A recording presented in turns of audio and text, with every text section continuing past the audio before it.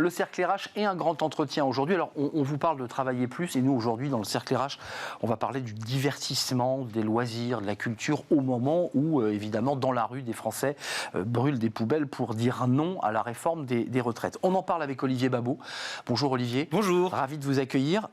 C'est votre livre. Alors, vous êtes économiste, président fondateur de l'Institut Sapiens et vous sortez un livre qui est passionnant, La tyrannie du divertissement, ne laissez pas les loisirs gâcher votre vie et celle de vos enfants, c'est chez Bucher-Chastel. Avant de nous plonger dans ce livre, parce que le divertissement occupe une grande part de nos vies, les Français travaillent moins que certains autres pays, je pense au Portugal que vous citez notamment. Comment vous regardez ce qui se passe en ce moment dans les rues des grandes villes, à travers des syndicats, à travers des mouvements spontanés qui disent non à la réforme des retraites? Est-ce que ça fait écho à l'analyse que vous portez dans votre livre? Alors totalement. Il se trouve que le livre, j'ai commencé à l'écrire il y a 2 ans, un peu plus. Évidemment, c'était pas encore le sujet des retraites qui se posait vraiment, même si ça existait, mais on n'avait pas fait le lien avec le temps libre. Or, c'est exactement la vérification peut-être de ce qui se raconte dans le livre, qui est qu'aujourd'hui le loisir est devenu le sens même de la vie. Et dans l'arbitrage travail-loisir, alors on n'a pas envie de renoncer trop à du pouvoir d'achat, mais en réalité on ne veut pas renoncer à 1 heure de loisir pour 1 heure de travail en fait. C'est ça qui est assez frappant dans les débats actuels. Il faut toujours avoir plus de loisirs, sans poser la question de la façon dont on les occupe. Vous, l'économiste, là je parle à l'économiste, puis on va revenir sur ce livre qui est très très riche sur le plan historique, parce que vous avez fait un boulot de dingue pour nous raconter les sociétés primitives, enfin on y apprend plein de choses, au-delà du regard de l'économiste. Concrètement, leurs revendications semblent justes, elles sonnent justes, ou vous semblez, vous, à travers les chiffres de l'économie, qu'elles sont un peu décalées, ces revendications? En fait, moi, je suis partagé entre le regard du sociologue. Oui, c'est ça. C'est d'être quand même, qui dit, oui, le travail est sorti de notre vie. Pour beaucoup de gens, le travail est cette partie aliénante qu'il faut pouvoir abandonner le plus vite possible. Et puis, le point de vue de l'économiste qui est que, en fait, c'est un problème collectif de budget. En fait, voilà, c'est juste qu'on n'a pas l'argent. On ne peut pas à la fois travailler pas trop longtemps, avoir des pensions relativement élevées et puis ne pas cotiser plus, parce que la cotisation, c'est quand même déjà 27% du salaire total dans le privé. Enfin, c'est énorme, les gens ne s'en rendent pas compte, en fait. Ce qui est prélevé sur nos salaires. Ce qui est prélevé sur tes salaires. Il y a plus d'1/4 de ton travail chaque mois qui est prélevé pour une retraite dont à la fin tu n'auras peut-être pas grand-chose en fait, hein. Il te restera des choses et dont on nous dit qu'elle est toujours un peu plus loin, l'horizon est toujours un peu plus loin. C'est comme l'oasis dans le désert, l'horizon s'éloigne au fur et à mesure. Il y a un problème sans doute d'injustice intergénérationnelle, en particulier. Les jeunes vont être ceux qui vont avoir beaucoup payé et qui auront peu. Je laisse les téléspectateurs lire votre livre, donc je ne vais pas le spoiler, mais quand même le début démarre par votre relation à votre père, qui est un économiste un peu distant, qui a pris plaisir dans le travail intellectuel et qui parfois vous semblait être un peu loin de l'éducation qu'il pouvait donner à ses enfants. Puis c'est après, en recul, que vous vous êtes dit, mais en fait c'était aussi sa méthode. Et quand vous étiez un peu dans la solitude, dans l'isolement, dans « je m'ennuie », il vous disait « prends un livre ». Prends un livre et lis, c'est peut-être la parole que j'ai entendue le plus souvent. En fait, le point de départ de ce livre, c'est le décès de mon père, qui est parti, il était en pleine forme, il venait d'écrire un article, il avait 86 ans quand même, il est sur ses 87. Mais comme dit Baldassare Castiglione dans le livre du courtisan, nous n'avons pas un métier mais une profession. Et donc quand on est intellectuel, écrivain, en fait on fait ça toute sa vie, et ça m'a fait réfléchir déjà au sens de la vie, parce que quand vous perdez quelqu'un que vous aimez, c'est toujours une remise en cause profonde de pourquoi tout ça, à quoi ça sert, etc. Et puis aussi une réflexion sur ce qu'on fait de la vie. À un moment donné, qu'est-ce qui va justifier votre existence quand... c'est toujours une aventure qui se termine mal, la vie, mais entre-temps, la question c'est qu'est-ce que vous aurez fait, et ça m'a fait apparaître de façon plus claire que jamais, même si je le sentais, qui est qu'il y a des façons aliénantes et des façons émancipatrices d'occuper ses loisirs. Et que voilà, toutes les occupations ne sont pas égales, ne sont pas les mêmes. Voilà. Tiens, commençons par le début. Vous parlez de « prends un livre et lis », parce que ça, c'est comme ça que le livre démarre. On vous voit quand même plus que prudent à l'égard de la relation qu'on entretient avec le temps libre que l'on a, et quand on voit les chiffres, ils sont ahurissants, du temps passé devant un écran, et pas que les jeunes, quand on regarde, c'est une étude du Figaro, tout le monde, on passe notre vie devant un écran. Est-ce que c'est comme cela que vous envisagez une gestion saine du temps libre ? Je crois vraiment que les écrans ont trop de place. Mais alors, je sais, tout de suite, ça fait réel, ça fait conservateur, oh là là, le livre papier, c'est nul, c'est has-been. Moi, je crois, comme pour tout, que le problème, c'est un problème d'équilibre. D'ailleurs, je ne je ne critique pas le divertissement, je critique la tyrannie du divertissement, le fait qu'il ait pris trop de place. Il faut plein de moments de divertissement. Les écrans peuvent aussi permettre d'ailleurs d'apprendre des choses, de se mettre en relation vraiment. C'est des leviers dont on peut se passer aujourd'hui. On ne va pas débrancher ça. La vraie question, c'est est-ce qu'on va apprendre à les utiliser de façon à ce que ça ne phagocyte pas d'autres types d'activités qui peuvent être au moins aussi intéressantes. Voilà. Je citais en lancement Guy Debord, la Société du spectacle. Oui, c'est le même éditeur, c'était chez Bûcher-Chastel, d'ailleurs. C'est ce que j'ai vérifié. J'aime bien la filiation. Et je m'autorise qu'il y avait quand même des relents marxistes dans les positions qu'il prenait. C'est que globalement, il disait le divertissement, le spectacle, le cinéma, c'est une manière de détourner l'individu de sa propre conscience, de son être propre, et que ce divertissement permanent sur les écrans le détournait de sa propre vie. Il y a un peu de ça dans ce que vous dites. Reviens à toi-même, arrête de te divertir devant des écrans. Complètement, et d'ailleurs c'est intéressant, la gauche était celle qui avait le plus, la partie de l'échiquier qui avait le plus conscience de l'importance d'une politique des loisirs au moment du Les communistes notamment. Les communistes notamment. Absolument. Les loisirs, c'était pas pour les utiliser de façon bourgeoise en allant se faire dorer la pilule sur la plage. C'était pour se cultiver, pour apprendre et évidemment pour avoir des loisirs qui étaient émancipateurs. En fait, on a complètement. Alors, il y a eu un peu le ministère du temps libre sous Mitterrand, mais ça a été abandonné en 84. Au virage. Voilà, au virage. Le virage s'était terminé, alors que l'idée était intéressante, mais c'est compliqué une politique des loisirs à mettre en place. Mais rien que le fait que ça puisse exister, aujourd'hui, ça n'existe pas. Ça n'est plus, en fait, dans nos modèles mentaux, parce que le loisir, c'est quelque chose qu'on va forcément bien utiliser, parce que c'est un espace de liberté. Alors que c'est pas vrai. Voilà. Juste un débat de sémantique, parce que vous êtes effectivement à cheval entre l'économiste et le sociologue. Divertissement et loisir, pour moi, c'est pas pareil. Alors, le divertissement est une partie du loisir. Le loisir, c'est le temps pour soi, le temps arbitrable, le temps où vous allez pouvoir faire ce que vous voulez. C'est celui qui n'est pas du temps pour un employeur ou du temps pour la nécessité. Donc on en a quand même beaucoup plus qu'avant, parce qu'évidemment on a plein de temps qui est épargné, et puis on vit beaucoup plus longtemps qu'avant. Donc vous voyez que vous relancez le débat des retraites. Ça s'est posé sur la table. On oui. nous a dit on va vivre plus longtemps, donc plus de temps libre. Et dans les cortèges, on entendait des manifestants proches de la retraite qui disaient « Mais moi je veux avoir du temps à consacrer à mes petits-enfants et à mon loisir ». On l'a entendu tous les jours. Non, mais le problème, c'est qu'il y a le principe de plaisir et le principe de réalité. Il y a ce qu'on aurait envie de faire idéalement, peut-être ne jamais travailler de sa vie, pouvoir s'occuper de son jardin et de ses enfants et de ses petits-enfants toute sa vie. Ce serait super. Moi, j'adorerais pouvoir être celui qui va sur le plateau en expliquant, mais vous inquiétez pas, on peut travailler moins, alors on va mettre la retraite à 55, et puis de toute façon, on va augmenter les pensions, puis on va fixer les prix. Non, malheureusement, il y a une loi des reins de l'économie qui fait qu'il y a ce problème de la rareté qui s'impose, et puis on est dépendant d'autres pays dans le monde qui n'ont pas exactement les mêmes choix que nous. Voilà. Par contre, Olivier Babot, il y a une petite chose que ce livre, vous l'avez envoyé, je suis sûr, à Emmanuel Macron, Olivier Dussopt, j'imagine à ceux qui s'intéressent au sujet. Moi, je lis quand même que les peuplades primitives, et vous donnez des détails très précis, il faut vraiment lire ces parties-là, elles sont passionnantes, ne faisaient pas du travail la règle, et que lorsqu'elles travaillaient, elle prenait des pauses tranquilles et qui n'avaient pas finalement une forme de productivité et d'excitation comme on peut être aujourd'hui des salariés en burn-out qui n'en peuvent plus. C'est incroyable ça. Oui, c'est une belle leçon d'ailleurs d'essayer de comprendre comment fonctionnaient ces sociétés primitives ou premières, comme on veut les appeler, où on se rend compte qu'on travaillait, c'était la semaine des 2 jours en gros, on travaillait 3, peut-être 4 heures par jour, c'est-à-dire au sens où on allait chasser, mais en fait on dormait beaucoup dans la journée. La vie des chasseurs-cueilleurs, quand on était un groupe d'une centaine de personnes et qu'on se déplaçait souvent, c'était une vie en fait assez indolente, où on était en permanence en collectivité. Quelque part, c'est un petit peu ça qu'on est en train de retrouver dans une vie où, en fait, l'activité professionnelle aujourd'hui n'occupe que 10 à 15% d'une vie, parce qu'on vit beaucoup plus longtemps. 10 à 15%, bon, voilà, donc ça veut dire qu'il reste quand même, mettons 85%, pour faire autre chose. Il y a des tâches contraintes, enfin, c'est extraordinaire. On est en train de retrouver un peu ça, comme si la parenthèse de 10 000 ans se refermer, parenthèse ouverte avec le néolithique. Ouais, c'est ça, on commence à tailler du silex et ensuite on fabrique des voitures dans des usines. Vous dites un truc très exactement d'une justesse absolue, c'est on rase les usines Renault-Billancourt 92 de mémoire, et qu'est-ce qu'on va y installer ? Un lieu de loisirs et de culture, ce grand auditorium qui est posé sur... Ça raconte tellement d'une société, ça, je trouve. Et c'est vrai, alors c'est Fourquet et son co-auteur Casselli, c'est ça, je crois. Absolument. Dans le dernier livre, qui remarque qu'à 12 jours d'intervalle, on ferme Billancourt, on ouvre Euro Disney. Et c'est un symbole extraordinaire, effectivement, d'une société qui a basculé vers l'entertainment, vers le divertissement. Si on faisait la somme de tout ce qui est dépensé aujourd'hui, de tout ce qui est les secteurs liés au divertissement, dont le jeu vidéo, c'est absolument énorme. Enfin, c'est une part très importante de l'économie. C'est quand même la première fois dans l'histoire de l'humanité qu'une part de l'industrie, de l'activité humaine est totalement vouée à faire passer le temps.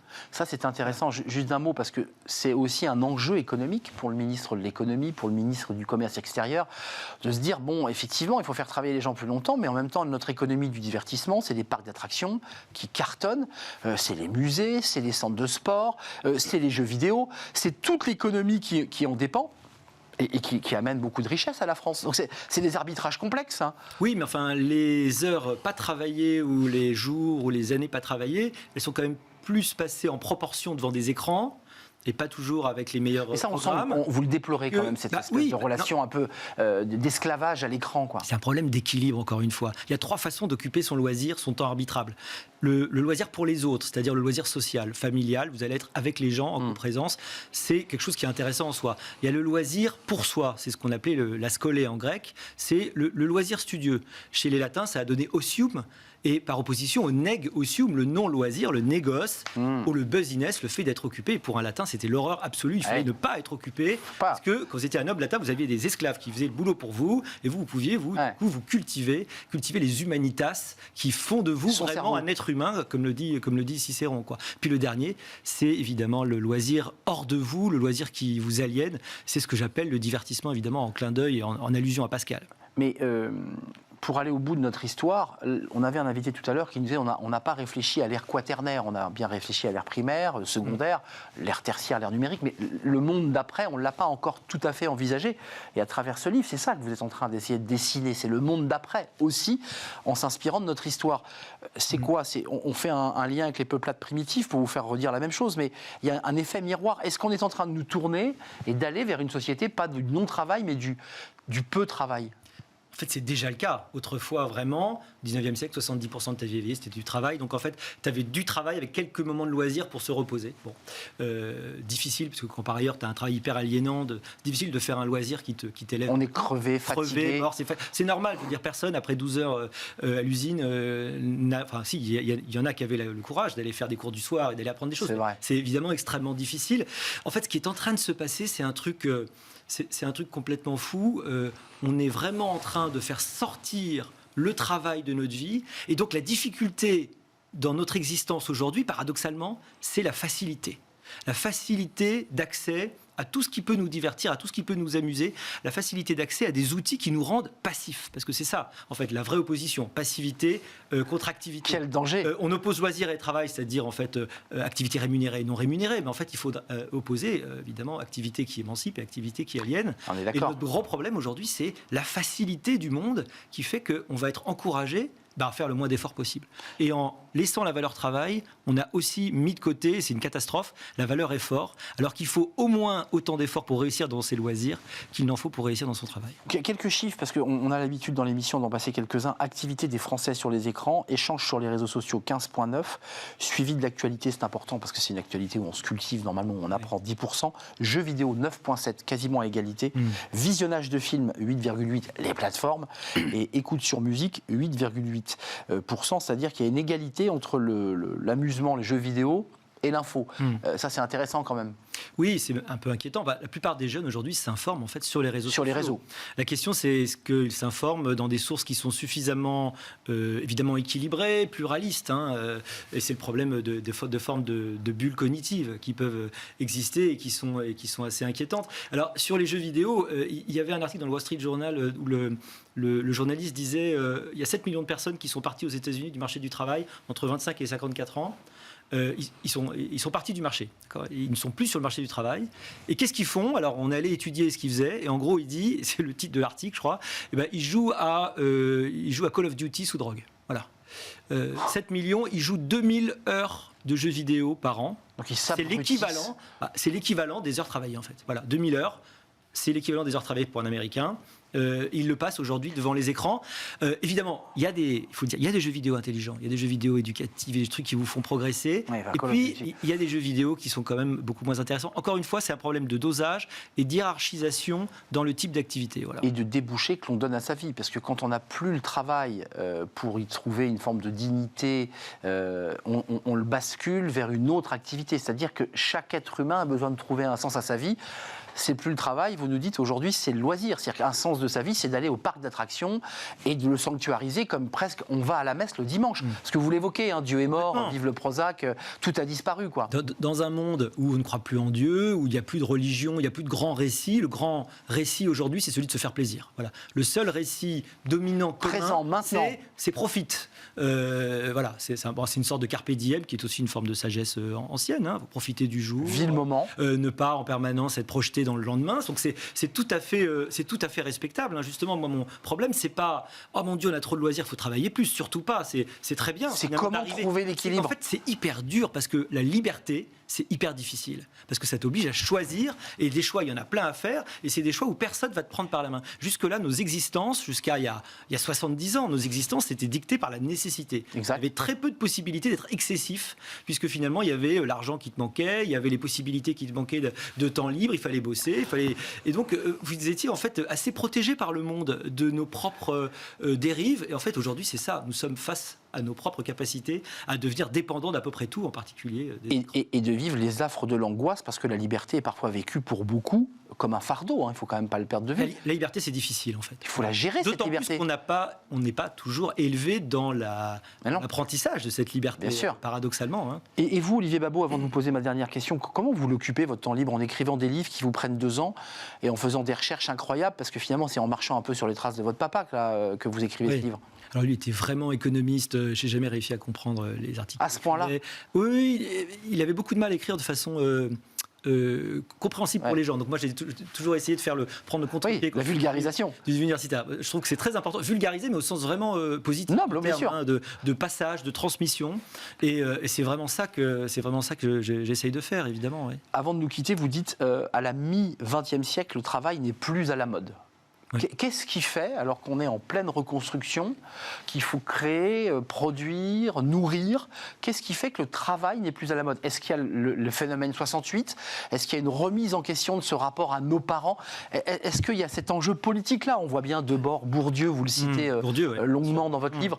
Il y a de ça, il y a un rapport politique au travail, d'aliénation, et donc de se libérer de ça ? En fait, le problème est toujours celui du sens de l'existence. À partir des 30 Glorieuses, les gens ont accepté de faire beaucoup d'heures supplémentaires. Dans l'arbitrage travail-loisir, c'était en faveur du travail. Pourquoi ? Parce que du coup, on pouvait se payer les fruits de la croissance. C'était un accès à des conforts complètement fous. Je veux dire, les gens, ils habitaient dans des maisons en terre battue quand même. Hein, où le salon, c'était en terre battue. Les salles de bain, c'est des trucs, c'est tout récent. Il faut ouvrir les yeux sur la rapidité avec laquelle on a gagné dans un confort qu'on estime aujourd'hui être un droit. Mais c'est extraordinaire et il faut s'en féliciter. À partir de 68, c'est la première génération des gens qui étaient nés, qui n'avaient pas connu la guerre. Hein. C'est ça, en fait. Hein. C'est longtemps après. Hein. À partir de 68, on a commencé évidemment à avoir cette espèce de lassitude de la consommation de masse. Et aujourd'hui, je pense qu'on est arrivé au début du XXIe siècle à un autre point, c'est-à-dire que la consommation de masse ne sert plus de sens, elle ne donne plus de sens. On se rend compte qu'elle est quand même relativement vide, donc une sorte de course à l'abîme, dans la vacuité, hein, de la consommation. Et en même temps, on n'est pas prêt à y renoncer, attention, hein, on n'est pas prêt à vivre... on lâche pas le téléphone quand même. Non, on lâche pas le téléphone, ni le grand écran, ni les petits voyages, ni etc. En revanche, l'idée maintenant, c'est vraiment qu'on est dans une forme d'hédonisme. Hédonisme qui, pour moi, n'est pas mauvais en lui-même, s'il est bien compris, c'est-à-dire que c'est le vrai plaisir, le bon plaisir à prendre et à savoir cultiver. Par exemple, vous faites d'un instrument de musique, vous avez 1000 plaisirs à distance et ça vous permet d'avoir accès à une qualité quand même, à une sophistication de plaisir qui n'a absolument rien à voir. Donc moi, mon principe, c'est vraiment pas chrétien mais antique. Il faut discipliner le plaisir pour le maximiser, non pas parce que le plaisir est mauvais, si vous voulez. Et grâce à l'outil Internet, faut-il le dire, parce qu'on peut avoir des tutos d'excellente qualité. De tout, surtout, tout apprendre. Qui est un outil formidable, sauf qu'il faut savoir trouver le bon dosage. Livre à lire, et en plus c'est un livre passionnant parce qu'avec un gros travail de recherche, je parle à votre place, mais je pense que vous avez fait un gros travail de recherche pour nous nourrir et puis prendre le temps, dans les moments de loisirs, de lire le livre d'Olivier Babot. La tyrannie du divertissement, ne laissez pas les loisirs gâcher votre vie et celle de vos enfants. Buchet-Chastel, comme le livre de Debord, me semble-t-il, qui avait été réimprimé chez Gallimard. Me semble qu'il Initialement, il était bien chez Buchet et qui a été ensuite replacé dans la blanche de Gallimard. Merci Olivier Babot de nous avoir rendu visite, c'est un vrai plaisir. On tourne une page, on quitte le divertissement et on va parler des géomètres. Bah oui, c'est un métier très recherché et on en manque. On en parle dans Fenêtre sur l'emploi.